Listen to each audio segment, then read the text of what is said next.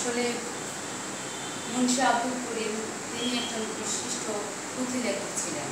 তিনি পুঁথি নিয়ে গবেষণা করেছেন এবং বাংলা সাহিত্যকে সমৃদ্ধ করেছেন। তিনি তার শিক্ষা জীবনের পাশাপাশি সারা জীবন তিনি বাংলা সাহিত্য নিয়ে যে চর্চা করেছেন, আজ কিন্তু আমরা যে নতুন প্রজন্ম, সে নতুন প্রজন্মের পক্ষ থেকে কিন্তু আমরা তার মতো করে বাংলা সাহিত্য নিয়ে ভাবতেও দেখি। ছেলেরা, তরুণ প্রজন্ম যারা আছে, ছেলেরা মেয়েরা এখন শুধু পড়ার বই পাশাপাশি আপনার গান শুনে বা সিনেমা দেখে, অন্য জিনিস নিয়ে ব্যস্ত থাকে।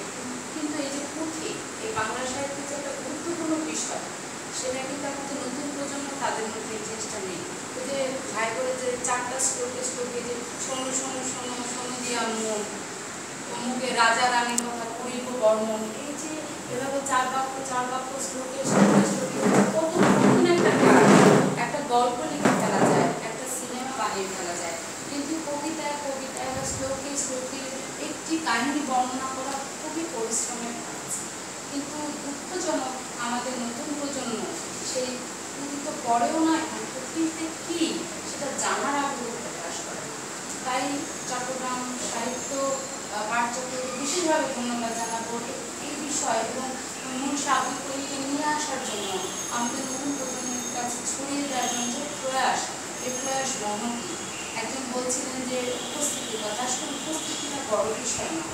এখানে যারাই উপস্থিত চায়, আজকে 10 জন হোক, কালকে 100 জন হবে, সবচেয়ে বড় কথা হচ্ছে এই বিষয়গুলোকে নতুন প্রজন্মের কাছে পৌঁছে দিতে হবে। আমাদের দায়িত্ব, আমরা লিখবো, আমরা বলবো, আমরা বেশি বেশি অনুষ্ঠানের আয়োজন করবো এবং নতুন প্রজন্মকে পড়ার জন্য উদ্বুদ্ধ করবো। মেলা, বই মেলা, পুঁথি মেলা, এই ধরনের বিভিন্ন জিনিস আয়োজন করবো, যাতে ছেলেরা, মেয়েরা এবং ছোট ছোট যারা বাচ্চারা আছে তারা এই সম্পর্কে আরো বেশি করে জ্ঞান আহরণের প্রচেষ্টা চালায়। তাহলে আমাদের বাংলাদেশে যে বাংলা সাহিত্য সমৃদ্ধ হবে, আমরা এগিয়ে যাবো। এখন আমরা দেখি, আপনারা যদি FM রেডিও চালু করেন তাহলে দেখবেন যে যারা FM রেডিওতে কথা বলছে তারা ইংলিশ বাংলা মিশিয়ে কথা বলে, এবং বিভিন্ন অনুষ্ঠানে যারা সঞ্চালনার দায়িত্ব পালন করে তারা বাঙালি হওয়া সত্ত্বেও, বাংলাদেশি হওয়া সত্ত্বেও তারা বিকৃত বাংলা ভাষায় কথা বলে। এগুলা কিন্তু আমাদের একটা প্রতিবাদের সময় এসেছে। আমরা যারা লেখালেখি করে লেখনির মাধ্যমে এবং যারা সংগঠক, তারা সংগঠনের বিভিন্ন অনুষ্ঠান আয়োজনের মাধ্যমে আমরা প্রতিবাদ করব, জায়গায় জায়গায় করবো। নতুবা আমাদের বাংলাদেশ, এই আমাদের যে সংস্কৃতি, আমরা এই সংস্কৃতিটা হারিয়ে ফেলবো। পুঁথি হারিয়ে যাবে, পালা গান হারিয়ে যাবে, গীতিকা কবিতা হারিয়ে যাবে, হারিয়ে ফেলবো আমরা। নতুন প্রজন্মরা হারিয়ে ফেলবে এইসব।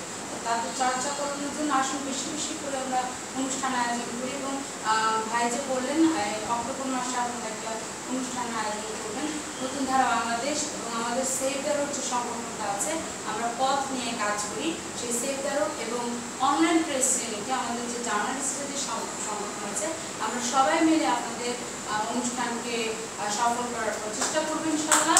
আমরা যারা নতুন প্রজন্ম আছে ঐক্যবদ্ধ থাকবো, এবং আরো যারা আছে সবাইকে ধন্যবাদ জানাচ্ছি। সবার নাম বলার সম্ভব হবে না, প্রোগ্রাম দিয়ে খাইতে হবে। সবাই ভালো থাকবেন।